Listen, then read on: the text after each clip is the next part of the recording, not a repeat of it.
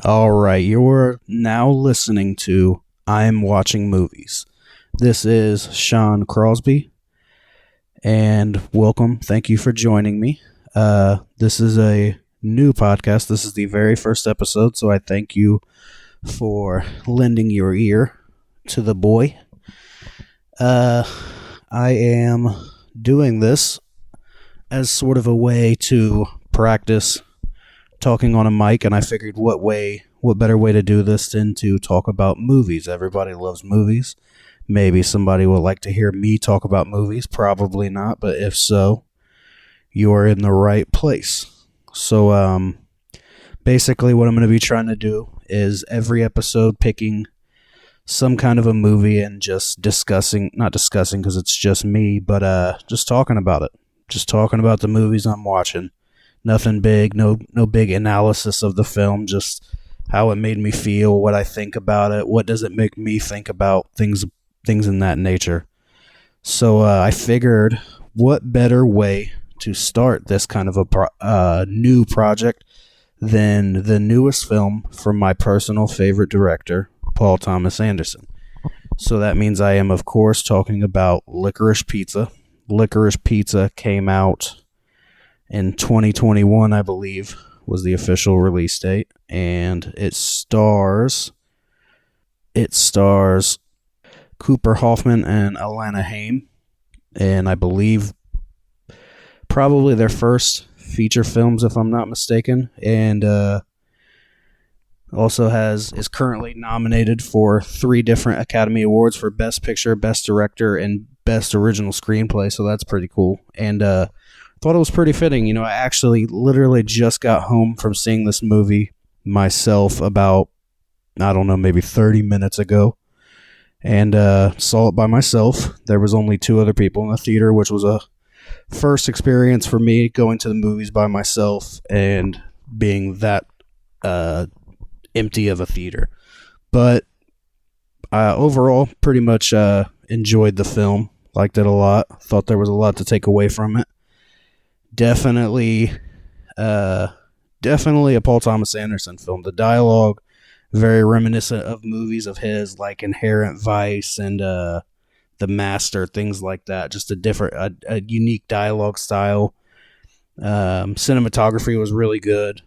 Just really captured kind of the old school feel that they were kind of going for. The music was excellent. Maybe one of the best things about the movie. Just a perfect soundtrack. Whoever did that, kudos to you. But yeah, overall, a pretty good movie. Kind of like a coming of age love story in a way. Weirdly, kind of a coming of age love story about a 15-year-old boy and a 25-year-old woman, which I'm sure a lot of people were a little uncomfortable with. But luckily, they didn't do too much they didn't really push the line with that too much. So I thought that was smart of them to not push the line and make this a super controversial film. But yeah, it was like a 2-hour-long movie, a little over. But it actually flew by pretty quickly because I was enjoying it so much. Yeah, it was set in 1973. Just, yeah, an overall enjoyable experience for me. The movie kind of opens up pretty quickly into the meeting of the 2 main characters, Gary and Alana. Gary is a student at a school, and I believe Alana's working for some kind of I'm not exactly sure, something that has something to do with the school where Gary goes, and they have a cool little first meeting where he kind of is trying to flirt with her and win her over, and she's just kind of putting a guard up, obviously, because he's super young, like 10 years younger than her or whatever. But it was a nice little scene, the dialogue. There's a lot of really good chemistry between the 2 leads.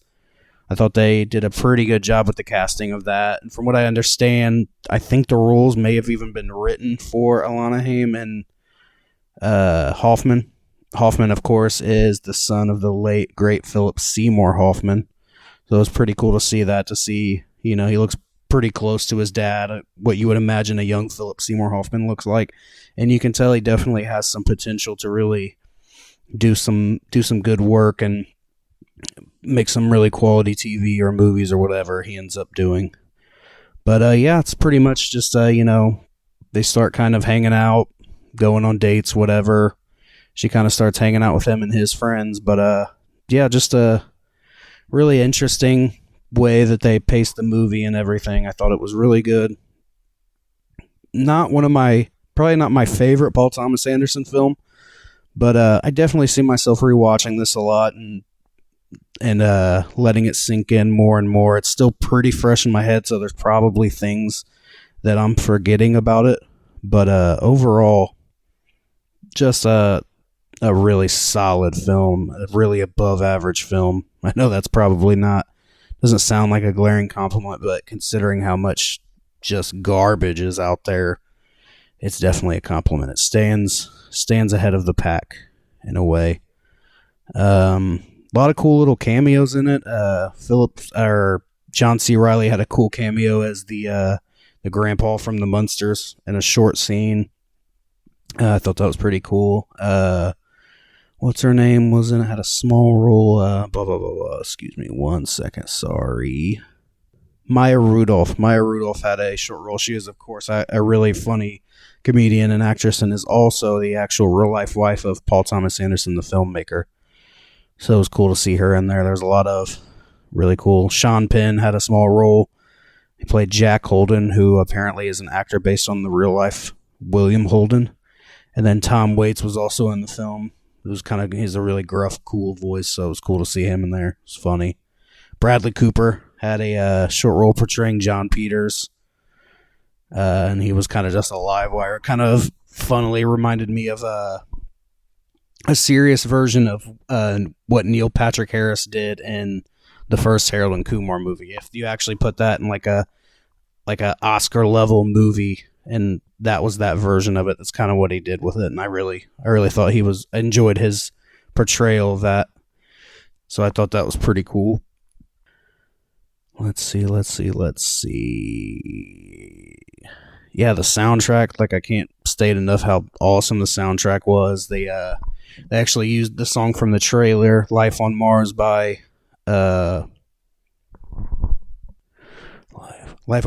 David Bowie was in the film, and it was also in the trailer, so it was pretty cool to see them actually use that. I believe there were some Doors in the movie. There was some Sonny Bono in the movie. Just some cool old school music from the late 60s, early 70s, that era, because the film, I believe, is actually based in 1973. So yeah, they did a good job of capturing capturing the essence as far as anything goes, but especially with the music. But yeah, all the cars and everything, the clothing, the fashion was all really well done. So yeah, that was pretty cool. Definitely, this movie will give you vibes of Fast Times at Ridgemont High or American Graffiti, maybe even a little Dazed and Confused, but in Paul Thomas Anderson's own little cool little way. So definitely, if you're into movies of maybe movies set in that era, the late 60s, early 70s, the kind of coming of age, that whole tale, the whole wild period of people's lives where they're becoming adults and it kind of shapes their lives. This movie has that kind of a feel to it for sure. I guess some of the characters in the film are actually real. They're actors portraying real people, like the character that Bradley Cooper plays. I believe John Peters is a real person. I'm not as familiar with him, but I'm guessing maybe it was a person who was as crazy as that in real life. Benny Safdie from the Safdie brothers was in it, had a small role as Joel Wax, a politician who, spoiler alert, I think it's kind of heavily implied in the film that he's a down low gay man. So that was kind of an interesting part in the movie that I wasn't aware of or prepared for, but it was a cool little twist in a movie that doesn't have a lot of twists. It's more of just analyzing the characters, I suppose, and just the kind of motions people go through being young teenagers and young adults. There's kind of I feel like that's kind of what maybe that Paul Thomas Anderson was trying to show us with the within the main couple itself, was that Cooper Hoffman, Gary Valentine, was this young, actor who maybe was at one point, he was a big child actor, but is kind of getting older and kind of being phased out. So, and then you have Alana Haim, who's kind of like an aimless, mid-20s, not really sure what she's doing, not sure what she's going to do with her life, and is just kind of going through her emotions, and maybe they seem like bad decisions she's making, but to her, it's just her life. And yeah, Licorice Pizza. Licorice Pizza is an interesting title. I believe it is Licorice Pizza was the name, I believe, of like a famous record store, and I'm not sure. I'm going to have to look up some more to see what the relevance to the movie is. Maybe it's something that was just kind of lost on me at the moment. Maybe something I'll get later upon maybe a rewatch or a review or something like that. And yeah, but I think there's a song on the soundtrack called Licorice Pizza that maybe was in the movie. So maybe I'll have to listen to that, maybe get some relevance out of that. But yeah, overall just a solid piece of work to add to an already pretty solid body of work from Paul Thomas Anderson.